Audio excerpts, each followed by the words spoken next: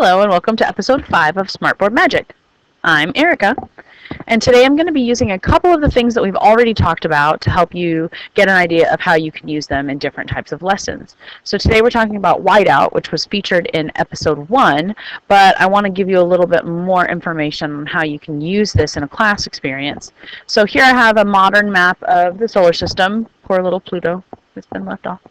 And I'm going to be using this, let's say, in a classroom where I want the students to identify the different planets or the sun, but I don't want to spend time during class writing each one in. So ahead of time, I'm going to go ahead and type them all in, and then I'm going to use the whiteout feature that I showed you before. We'll go over it again to help use it as like a hide and reveal. So when the kids talk about this is the sun, I can just simply grab my eraser, erase it, and there it is.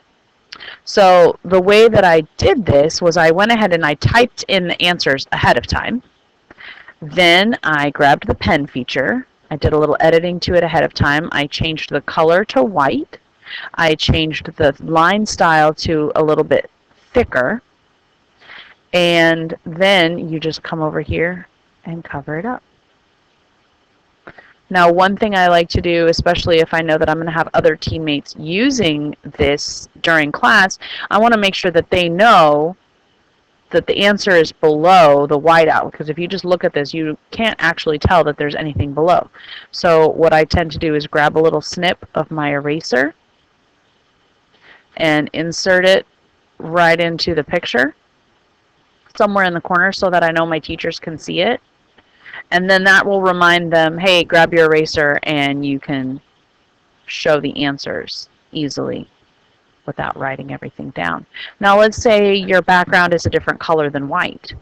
We can talk about editing your whiteout color, I'm using air quotes, to match the color so that you don't actually see it. So I'll show you that now.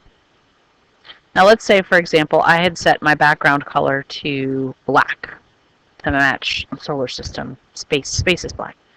But I want my whiteout to match the same thing. You just need to make sure that your whiteout is the same color. Now let's say for some reason that I decided to make it kind of an awkward gray. So I didn't quite want to do black, gave it a little bit different color. Again, this isn't going to match very well. So all you need to do is use the eyedropper feature, click in the space that you already know the color matches, and then it'll match. Same thing here. I'll try it again. Grab my eyedropper, click on the space that I know I want it to match. What if I want it to be blue? I can just grab this blue right here. Or I can turn it white. Or we can make it match the gray so that it actually disappears and doesn't show up when the screen is clicked on. And then once again, you just take the eraser, erase it away, and there's your answer. Another way you could potentially use this is to cover up everything but one letter so students can identify the different parts of a cell, the cell wall, the ribosomes, the nucleus, and then you can just have them delete the pieces that you don't need. I'm sure there are many more uses that you can find for this, but I hope that this has been helpful and that you can use it in your classroom. Thank you.